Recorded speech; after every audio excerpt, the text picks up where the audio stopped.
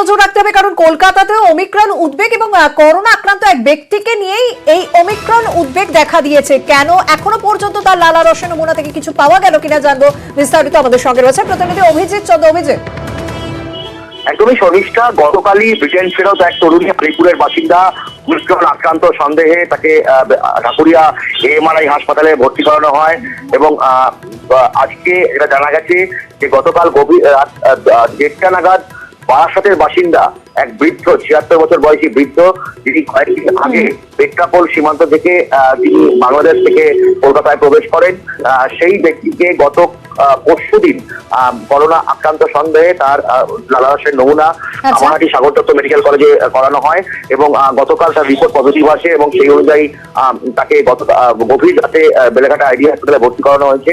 তারও লালারসের নমুনা জিনোম সিকোয়েন্সের জন্য পাঠানো হবে। ফলে বলা যেতে পারে এই রাজ্যে এখনো পর্যন্ত দুজনকে ওমিক্রন আক্রান্ত সন্দেহে ভর্তি করানো হয়েছে।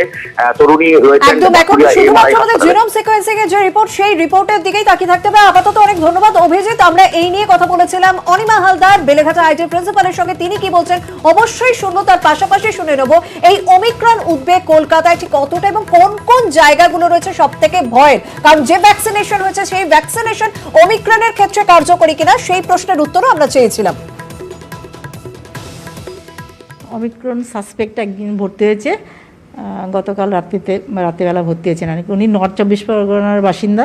ওনার একটা ট্রাভেল হিস্ট্রি আছে যে উনি কিছুদিন আগে বাংলাদেশে গিয়েছিলেন এবং বাংলাদেশ থেকে ফিরে এসেই ওনার 10 ডিসেম্বরে তো ওনার আরটিপিসিআর পজিটিভ এসছে। কোমরবিডিটি থাকার জন্য যেরকম চিকিৎসা চলছে সেরকম চলছে। দুর্বলতা বা যে শারীরিক যে একটু হালকা কাশি, দুর্বলতা, এইগুলোই আছে আর কি। মাইল্ড সিমটমস আছে, আইসোলেশনে আছেন।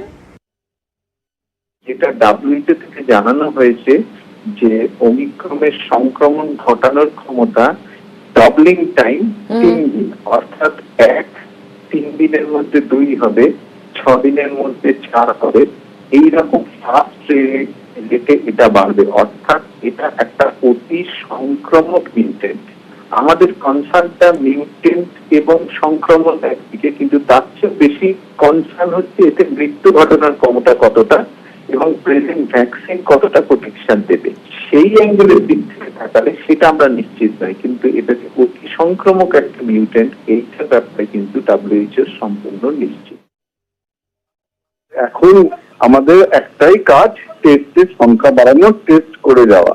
এবার টেস্ট করে যে পজিটিভ হবে তার জেনেটিক সিকোয়েন্স করে ওমাইক্রন আছে কিনা দেখতে হবে। ওমাইক্রন ডেল্টার তুলনায় কম ক্ষতিকারক। এই ওমাইক্রনে হসপিটালাইজেশন বা মৃত্যুর ঘটনা তুলনামূলকভাবে অনেক কম।